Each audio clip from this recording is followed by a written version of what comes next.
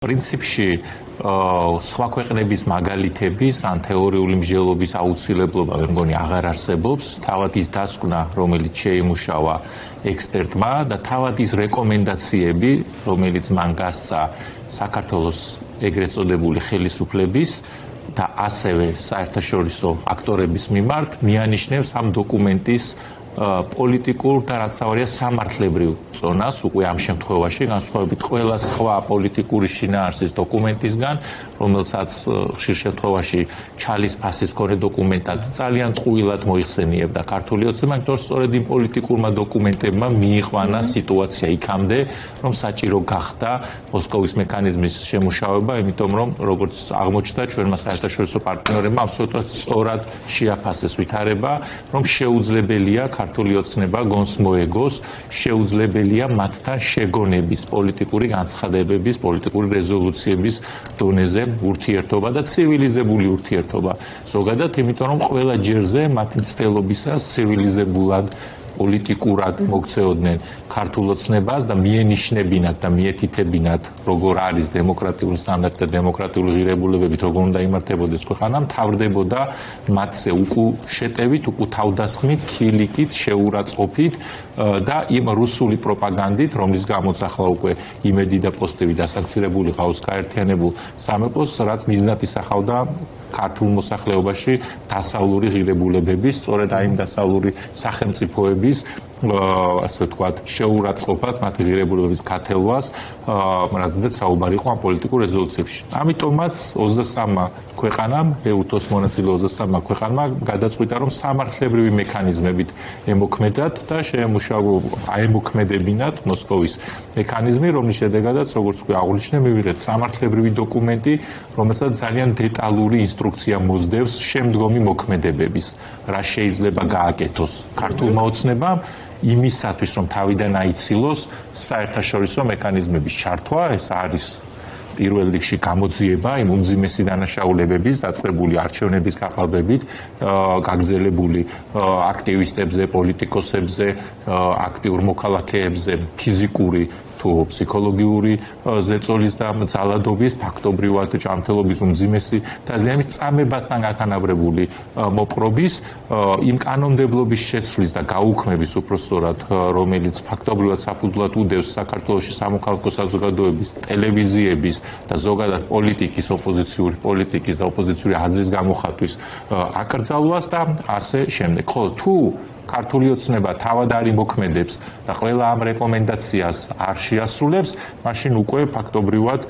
მაგიდაზე დევს ის სამართლებრივი ინსტრუმენტები, რომელიც შესაძლებელია ამოქმედეს საერთაშორისო საზოგადოების მიერ და რა არის ეს? ხო, აი ვისაუბრეთ ამაზე, იმიტომ რომ ნაკლებ მოსალოდნელია ეს რეკომენდაციები გაითვალისწინონ, ეს თვითლიკვიდაციის ტოლფას იქნება. აბსოლუტურად გეთანხმებით, ჩვენ უკვე ვნახეთ რეაქცია ოდნავ შერბილებული დღეს, მოდი ესეც ვაღიაროთ, რომ ხელისუფლების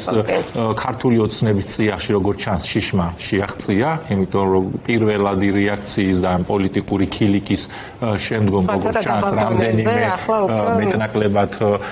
ჭკვიანი იურისსაც კითხეს ან საერთაშორისო ურთიერთობის სპეციალისტსაც კითხეს. ბაჭკობახიძე ასულელი ის ირჩევს უბრალოდ და მიხვდნენ რომ ამ ფორმით დაპირისპირება ამ დოკუმენტთან არ ღირს, ამიტომ ნუ დაიწყეს საუბარი რაღაცას მაინც შეასრულეთ, თუმცა აბსოლუტურად გეთანხმებით, ეს შეიძლება აღმოჩნდეს მორიგჯერზე დაცინვა საერთაშორისო საზოგადოების და თქმა, რომ აი ჩვენ აქტიურად ვაგრძელებთ მაგალითად გამოძიებას იმისთვის, რომ დავადგინოთ ვინც ემა გურამ როგავა, ლევან ხაბეიშვილი და სხვები, აზრდა დღეს კობახიძე საუბრობდა, მაგრამ აი ვერ ვახერხებთ და რა ვქნათ და ასე შემდეგ. ასე რომ სწორია, გადავიდეთ იმ საერთაშორისო მექანიზმებზე, განსაკუთრებით ეფექტიანზე, რომელიც აქ არის ჩამოთვლილი და გავყვეთ თქვათ იმ თანმიმდევრობით, როგორც რეკომენდაციაში არის მოცემული. პირველ რიგში თუ ზოგადად შევეხებით და ყველაზე მეტი რასაც შეეხება ეს მოსკოვის მექანიზმის დასკვნა, ეს არის ძირითადად ის წამების ტოლფასი მოპყრობა საკუთარი მოქალაქეებისადმი, იგულისხმება როგორც პოლიციელების მხრიდან ადამიანების მიზანმიმართული ცემა, უკვე დაკავებული ადამიანების ფაქტობრივად დასახიჩრება, ასევე გაურკვეველი დაჯგუფებების მხრიდან პოლიტიკური აქტივისტების თუ სამოქალაქო საზოგადოების წევრების დევნა, მათზე ფიზიკური ძალადობა, რომელიც დღემდე გამოუძიებელია, ამ მიმართულებით შესაძლებელია რომ გამოძიება დაიწყოს უნივერსალური იურისდიქციის ფარგლებში, მათ შორის ნებისმიერმა სხვა ქვეყანამ, რას ნიშნავს უნივერსალური იურისდიქცია, ნიშნავს იმას, რომ განსაკუთრებით მძიმე დანაშაულებებზე, ისეთი როგორც არის ვთქვათ, ომის დანაშაული, გენოციდი, ამ შემთხვევაში დანაშაული კაცობრიობის წინააღმდეგ, წამება და ასე შემდეგ შეიძლება ნებისმიერმა ქვეყანამ, რომელიც თავის შიდა კანონმდებლობით აღიარებს უნივერსალური იურისდიქციის პრინციპს, დაიწყოს გამოძიება მიუხედავად იმისა, რომ დანაშაული მიმართული არ არის მისი ქვეყნის მოქალაქის წინააღმდეგ და დანაშაული არ არის ჩადენილი მისი ქვეყნის მოქალაქის მიერ და რომელია მაგალითად ის ქვეყნები, რაც შეიძლება საინტერესო იყოს ქართული ოცნებისთვის, რომელსაც ასე ვთქვათ ისტორიის განმავლობაში აუმოქმედებია და უხელმძღვანელია უნივერსალური იურისდიქციის პრინციპით, ასეთი მაგალითად არის საფრანგეთი, რომლის მოქალაქეც არის ივანიშვილი. ასეთი მაგალითად არის გაერთიანებული სამეფო და დიდი ბრიტანეთი, რომელიც განსაკუთრებით აქტიურად აკვირდება საქართველოში დემოკრატიის გაუარესების თუ მოსპობის პროცესს და განსაკუთრებით აქტიურია როგორც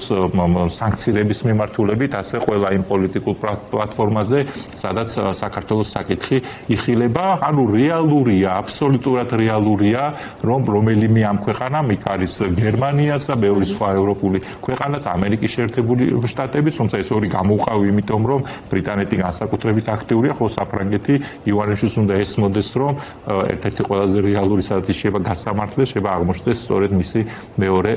სამშობლო, ანუ ეს აბსოლუტურად რეალური მექანიზმია. მეორე ეს უკვე არის ჰააგის სისხლის სამართლის საერთაშორისო სასამართლოში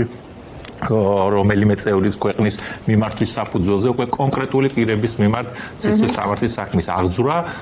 და იმისთვის რომ ესეც თეორიული და ჰიპოთეტური მაგალითად ივანიშვილის, კობახიძეს და იმ ადამიანების პასუხს აკეთებს. რომ თეორიული და ჰიპოთეტური მუქარა არ არის, როგორც აი მათი პროპაგანდისტი უცნობი ცდილობდა, რომ როგორ შეგვაშინეთ ააგათიო და არ ვიცი ივანიშვილის ნახვის შესაძლებლობა თუ მიეცამ და მოიკითხოს სანამ ილაპარაკებული ვარ რომ ძალიან ეშინია ივანიშვილს, იმიტომ რომ ზუსტად მეორე დღეს მას შემდეგ რაც მოსკოვის მექანიზმი ამოქმედდა, ჩვენ ვნახეთ რომ ლიეტუვას მიმართვის შემდგომ იწყება გამოძიება ბელორუსის დაბალობად მიაჩნიათ ამას ცეცხლს თავში წამოსარქმელი იყოს. ერთი ქვეყნის მიმართვის საფუძველზეც კი იცით რომ ხელისთითებზე წითვლიდნენ რამდენმა ქვეყანამ ამოქმედა მაგალითად მოსკოვის მექანიზმი და ამ შემთხვევაში 23 ქვეყანა, აბსოლუტურად საკმარის 23-ჯერ მეტია, ანუ 23 ქვეყანა იმაზე რომ მაგალითად ჰააგის სასამართლომ დაიწყოს აი ამ დოკუმენტის საფუძველზე კონკრეტული პირების მიმართ გამოძიება, იქნება ეს ივანიშვილი თუ მისი მარიონეტები და თანამდებობაზე ვითომ გამწესებული ადამიანები, ანუ ესეც აბსოლუტურად რეალისტური და კონკრეტული მექანიზმია და არა თეორიული დანაწესი სადღაც კონვენციაში, რომლის ამოქმედებაც თითქოს არასდროს მოხდება და შეგიძლია რომ ადამიანს შვიდად იყოს. შემდეგი ეს არის ქიმიური იარაღის გამოყენების საწინააღმდეგო კომიტეტის ექსპერტებთან მიმართებით დანაწესი, სადაც წევრ სახელმწიფოებს მიეცათ შესაძლებლობა ქიმიური იარაღის წინააღმდეგ კონვენციის მეცხრე მუხლის შესაბამისად იმოქმედონ, რაც იმას ნიშნავს, რომ ამ შემთხვევაშიც ნებისმიერ ერთ ქვეყანას შეუძლია მოითხოვოს საქართველოსგან განმარტებები, ხომ არ იყო გამოყენებული ქიმიური იარაღი მისი მშვიდობიანი მოსახლეობის წინააღმდეგ და საქართველო ვალდებულია 10 დღის ვადაში გასცეს დასაბუთებული პასუხი ამ შეკითხვას, თუნდაც ერთი სახელმწიფოს მხრიდან წამოსულდა. მარტო ეს თემა რა ყოფილიყო, ირაკლი, მე მგონია და ეს ყველაფერი არ ეწეროს ამ ანგარიში. ეს არის უკვე ისეთ სკანდალური და მნიშვნელოვანი. მარტო ეს შეიძლება იყოს ძალიან კონკრეტული და ქმედითი. იმ შემთხვევაში თუ ის წევრი სახელმწიფო არ დაკმაყოფილდება საქართველოს მიერ მიღებული პასუხით, მას შეუძლია მიმართოს აღმასრულებელ კომიტეტს და მოითხოვოს ექსპერტების გამოგზავნაც საქართველოში და რა თქმა უნდა საქართველოს ხელისუფლება ვალდებულია ითანამშრომლოს ამ ექსპერტებთან და მიცეს შესაძლებლობა ამ საკითხების შესწავლის. ასევე არის გაეროს მიმართ ასე ვთქვათ მოთხოვნა და მიმართვა, რომ ადამიანის უფლებების სპეციალური რეპორტიორი ხო, სპეციალური მოხსენებელი დაინიშნოს, რომელმაც უნდა შეისწავლოს ადამიანის უფლებრივი მდგომარეობა საქართველოში და ასე შემდეგ. ანუ მთელი ჩამონათვალია პრაქტიკულად ყველა მექანიზმი, რაც არსებობს ადამიანის უფლებებზე საერთაშორისო ყველას მიმართავენ. აბსოლუტურად და კიდევ ერთხელ რაც მინდა რომ ხაზი გაუსვა და მათ შორის მსმენელსაც და კონკრეტული მაგალითებიც ამიტომ მოვიყვანეთ, ესმოდეს რომ ეს არის ძალიან კონკრეტული, ქმედითი, არსებული და პრაქტიკაში გამოცდილი მექანიზმები, რომელსაც შედეგი აუცილებლად მოაქვს კონკრეტული პიროვნებების მიმართ. რაც შეეხება ქვეყნის შიგნით რეჟიმის შეცვლას, რა თქმა უნდა, ეს ისევ ჩვენი ასე ვთქვათ, ბრძოლის, შემდგომი ბრძოლის, მოპოვებული არჩევნების თუ რა არის შედეგები, ესეც საინტერესოა მაყურებლის გადმოსახედიდან, იმიტომ რომ უყურებენ რუსეთის, ბელარუსის გავს რეჟიმებს, ხო?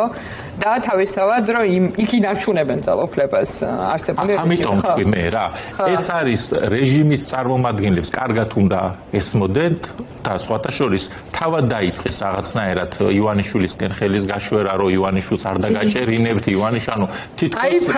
თითქოს რაღაცნაირად პროპაგანდამვე წაიყვანა საკითხი, მათივე პროპაგანდამ. თორე სხვათა შორის დასკვნაში მოსკოვის მექანიზმის დასკვნაში ეძინა ივანიშვილი რეპორტიორებს მოხსენებელს უпростоრად პოლონელ ქალბატონს საერთოდ მონახსენების ეგ არნიშნავს რომ ივანიშვილს არ ეხება, მაგრამ ეს ხო დოკუმენტი არის და შიშის ფაქტორიდან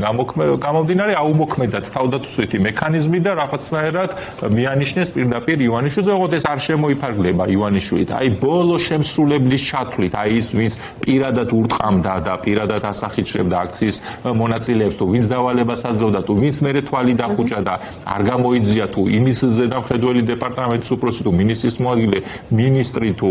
პრემიერ-მინისტრი, თუ პარლამენტის თავმჯდომარე, ყველას უნდა ესმოდეს, რომ ყველა მოიაზრება ამ მექანიზმების ქვეშ, იქნება ეს ჰააგის სასამართლო, იქნება ეს უნივერსალური იურისდიქციის პრინციპი, თუ ასე შემდეგ და ნებისმიერი მათგანი შესაძლებელია აღმოჩნდეს სამართლებრივი დევნის ბრიტანული სანქციებიც უნდა იყოს ამის ნიშანი ბევრისთვის, რომ რეჟიმის მსახურება არ შემოიფარგლება ოფიციალურ თანამდებობებში. ასევე კონკრეტული დამავიწყდა ეუთოს წევრი სახელმწიფოების მიმართ თუ არის, მათ შორის რომ ამის საფუძველზე იმჟელონ შემდგომ სანქცირებაზე კონკრეტული პიროვნებების და რაც უნდა ცდილობდნენ რომ გაამარტივონ ეს სანქცირების თემა, იქნება თუნდაც მხოლოდ მიმოსვლის შეზღუდვა თუ მით უმეტეს ქონებრივი და ფინანსური სანქციები, ჩვენ კარგად ვხედავთ და მათ თავად კარგად იციან რამხელა პრობლემებს ქმნის ეს მათ ცხოვრებაში, მათ სამწუხაროდ მათი ოჯახების წევრების ცხოვრებაში, ოღონდ ეს არ არის ჩვენი არჩევანი ან ჩვენი საერთაშორისო პარტნიორების არჩევანი, ეს არის მათი არჩევანი, რომლებიც ფულს აკეთებენ, ბევრჯერ გვისაუბრია ჩვენს ამაზეც, ხო, რატომ მიდიან ასეთი ტიპის დანაშაულზეც კი, რომელიც აი აგერ კაცობრიობის წინააღმდეგ ჩადენილ დანაშაულადაც კი შეიძლება დაკვალიფიცირდეს, ხო? დგას ფინანსურ სარგებელზე. ფულის გამო წირავენ თავის თავსაც, თავის ოჯახების კეთილდღეობასაც, ამიტომ უნდა ესმოდეს, რომ შესაძლოა ერთგვარი რაღაც რწმენა თუ ილუზიაც რომ არ მოვიდოდა მანამდე ეს მოვიდა უკვე კარზე მიუკაკუნათ სამართლებრივი პასუხისმგებლობა. ივანიშვილი პოლიტიკურად მათ შორის იმიტომ არის ძალიან ცუდი ივანიშვილისთვის ეს ყველაფერი, რომ არ ყვევს ხომ ამიც, რომ მას შეუძლია დაიცვას. პირველი ეს ალბათ შეტორტმანება იყო იმედის და პოზიტივის დასანქცირებაც, იმაზე მეტიც კი ვიდრე თუნდაც სახელმწიფო მოხელეების დასანქცირება იყო, იმიტომ რომ აი ამ საკუთარი პროპაგანდისტებს ჰქონდათ განცდა, რომ ეს სახელმწიფო უწყების ანუ თითქოს აქვთ განცდა რეჟიმის მხარეს დგომ ადამიანებს და ამ დანაშაულებრივ სტრუქტურაში ჩართულ ადამიანებს, რომ ჩემამდე არ მოვა ეს პასუხისმგებლობა, აი ჩემზე მაღლა ჩემი მინისტრია ან ვიღაც დეპარტამენტის უფროსია და არა შეიძლება ყველაზე ამაში და ამასობაში თვითონაც მოხსნეს. თავად პროპაგანდას ხო შეიძლება ეგონოს, რომ აი მე რა შუაში ვარ, ისასახე იჭრებს, ის იმაში ვარ, მე მხოლოდ რაღაც სიტუაციას ავწერ და შეიძლება ვალამაზებ, მაგრამ ამაში რა დანაშაულია, აი ყველას უნდა ესმოდეს, რომ უკვე არაპოლიტიკური პასუხისმგებლობის საკითხი, არა მხოლოდ თუნდაც სავიზო შეზღუდვის და მიმოსვლის შეზღუდვის საკითხის საფრთხის წინაშე